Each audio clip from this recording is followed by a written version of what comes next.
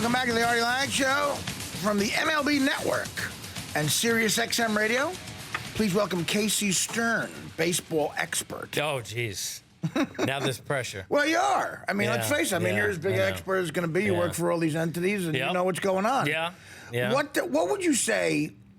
You know, you got A-Rod, you got this phenom out in L.A. What do you say is the biggest baseball story right now? Well, I think right now it's got to be Puig. This kid with the Dodgers. Cuban defector. Right. Like Cespedes, kid Literally with the A's came last over year. on a raft type guy. Rode his boat Right. back to the land. And I mean, this guy was so raw when we saw him in spring training.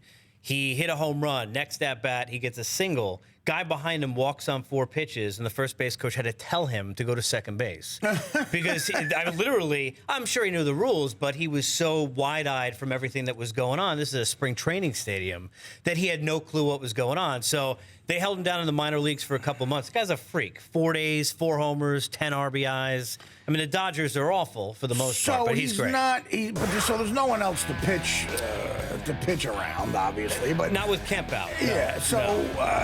But you know, even with that, you don't think he's a fluke. Yeah, I don't think he's a fluke. I think the talent's real, but you know how the hype machine is. Yeah. You know, nowadays, exactly. right? Every sport. I mean, we see anybody come up big. Well, look, we're part of the problem. Right. Well, we are. Yeah. We don't know if they're going to be Mike Trout like he was last year or Brian Taylor. Yeah. The great Yankee draft pick. Oh, my God, there's a name. Yeah. There's a name that gives you like right? Yeah. A hernia. Is your eye for baseball such that you can see the tools that we're talking about with Mike Trout and with Puig? Yeah, I mean, I think, one of the ways you see it is comparatively against the other guys. Same thing when you were playing. I mean, you could tell the difference between a guy you were blocking for that was slow and you keep your block 2 seconds and couldn't run, and the next time the guy's gone 80 yards. I think you could tell comparatively. The one thing that separates, I think, the guys who are really ultra-talented is the instincts. Because we just had the draft in baseball. That's a big deal there's in any sport. There's 10 guys who all can throw just as hard. They all have 98-mile-an-hour fastballs. Who's going to be the guy that separates? Could be the guy who learns, going to be the guy who's got the work ethic. All the things nobody cares about in fantasy baseball will separate that guy. We're going to find out if Puig has that, but the guy's a freak. I mean, Puig. Yasiel P-U-I-G. So it's not Puig. It is Puig. Yes. Yasiel Puig. I mean, that's an odd name. That sounds like he could be a rabbi or yeah.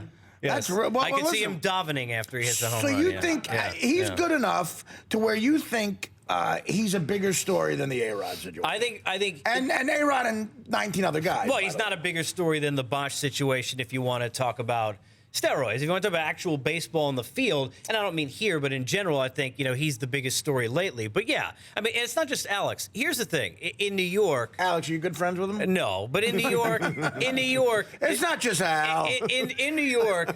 Al's going to be Al. Our buddy Al. Al's going to be Al. Me, him, and Tori Wilson were hanging out before I came in here, out on Varick. Exactly. But, I think the big story nationally is actually Braun more than A-Rod. Yeah. Because he screwed the league.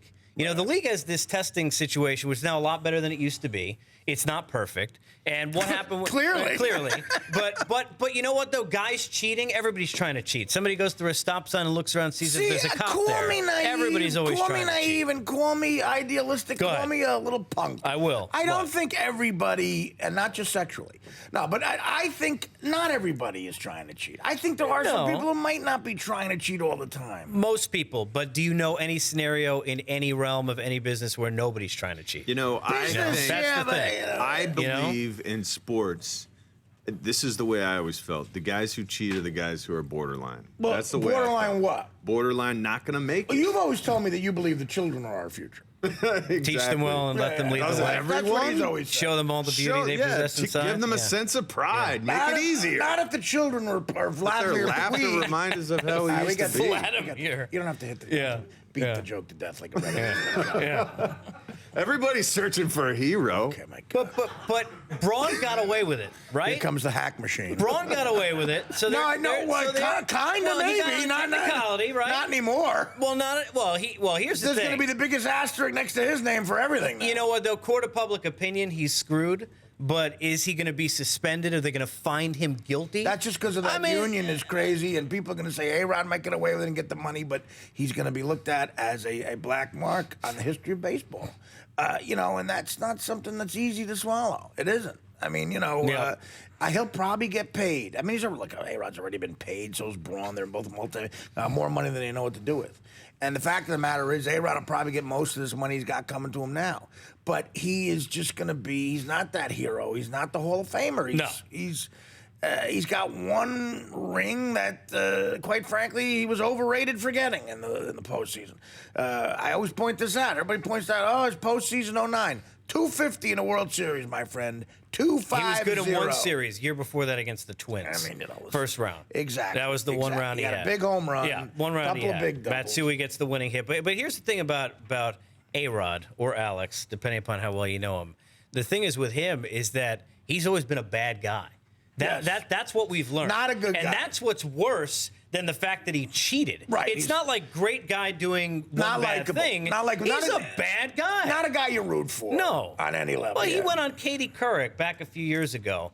What did he do on Katie Couric? He went on Katie Couric when she was doing it wasn't 60 Minutes, but one of those type of deals, as the guy who was representing the good guys in baseball, talking about how bad steroids were. And the next year, he's in Tampa at a press conference talking about the fact that he'd been cheating for like 6 seasons. So, yeah, I mean, the guy's a bad guy. Yeah. He's had a lot of women and a lot of money, but a bad guy. A lot of people tend to think that it's because he's had a lot of women. I know 3 women he's dated, and they're all smoking hot, and it makes me disgusted.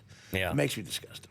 But I do think that that has a lot to do with it, that we resent a lot about him. A lot of it could be jealousy, but that was the case. It has gone beyond that now to where he truly is a bad guy. It's not just jealousy. It's not just resentment from guys who wish they were him. I think it's true that he is a bad guy. All right.